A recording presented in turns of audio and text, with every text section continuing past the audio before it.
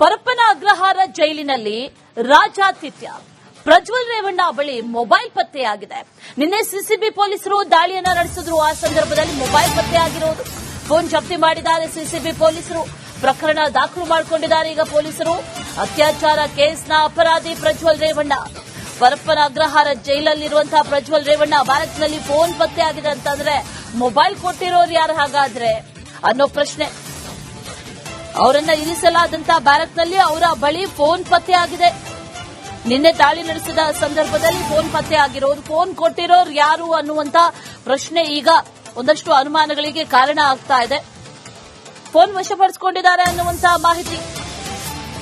ಸಜಾ ಕೈದಿ ಸಜೆಯನ್ನು ಅನುಭವಿಸ್ತಾ ಇದ್ದಾರೆ. ಇಲ್ಲಾದ್ರೂ ಬುದ್ಧಿ ಕಲಿತಾರೆ ಅಂತ ಅಂದ್ಕೊಂಡ್ರೆ ಇಲ್ಲೂ ಕೂಡ ಈ ರೀತಿ ಮೋಜು ಮಸ್ತಿ ಕಂಟಿನ್ಯೂ ಆಗ್ತಾ ಇದ್ರೆ ಇನ್ನು ಜೈಲಿಗೂ ಹೊರಗಡೆಗೂ ರೆಸಾರ್ಟ್ಗಳಿಗೂ ಏನ್ ಡಿಫರೆನ್ಸ್ ಇದೆ, ಏನ್ ವ್ಯತ್ಯಾಸಗಳಿದೆ ಅನ್ನುವಂತ ಪ್ರಶ್ನೆ.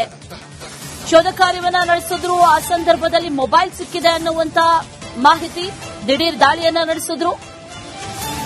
ಪ್ರಜ್ವಲ್ ಇದ್ದಂತ ಬ್ಯಾರಕ್ನಲ್ಲಿ ಈ ಮೊಬೈಲ್ ಫೋನ್ ಪತ್ತೆಯಾಗಿದೆ. ಈ ಫೋನ್ ಹೇಗ್ ಬಂತು? ಅತ್ಯಾಚಾರ ಪ್ರಕರಣದ ಸಜ್ಜಾ ಕೈದಿಯಾಗಿರುವಂತಹ ಪ್ರಜ್ವಲ್ ರೇವಣ್ಣ ಪ್ರತ್ಯೇಕವಾಗಿ ಇರುವಂತಹ ಬ್ಯಾರಕ್, ಸಪರೇಟ್ ಸೆಲ್ನಲ್ಲಿದ್ದಾರೆ ಅವರು.